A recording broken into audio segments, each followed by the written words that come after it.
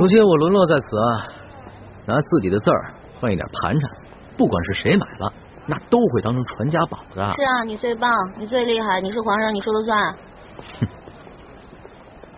发奖了！哎，那个，来领钱了！你看看，我就说了吧，我特有人喜欢。发奖了！发奖了！发奖了啊！都有啊，企业都有。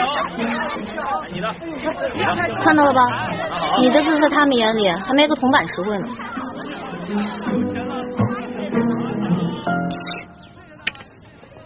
哟，这幅字笔画圆润柔美，清丽潇洒，颇有明代董其昌的风范呢。在世道好的时候，应该能卖几两银子。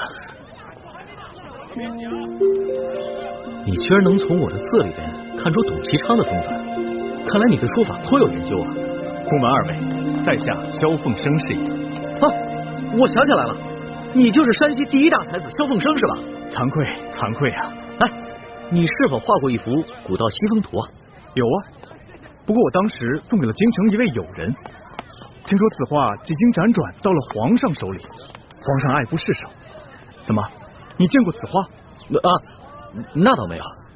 我有一个乡亲啊，他有一个远房亲戚在朝中做官，然后我听过这个事儿而已。哦，哎，可是你为什么不卖字画，要在这儿乞讨为生啊？世道不堪，灾荒之年，老百姓连饭都吃不上，哪还有什么闲钱买我的劳师字字画呢？我又不愿攀附那些达官显贵，也就只得乞讨度日了。富贵不能淫，贫贱不能移，怪不得先生能画出连皇上都欣赏的大作来。这位兄台倒是萧某的知音呐，不过我也没有别的东西可赠，这枚铜钱我就赠与兄台，好歹也能买碗薄粥。告辞了。哎。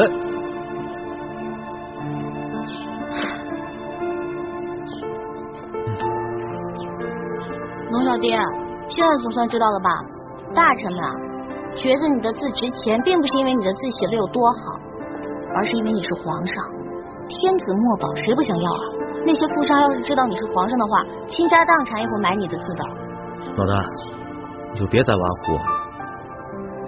这趟微服私访，学到的东西实在是太多了，比在宫里边读的所有的书加起来还要多。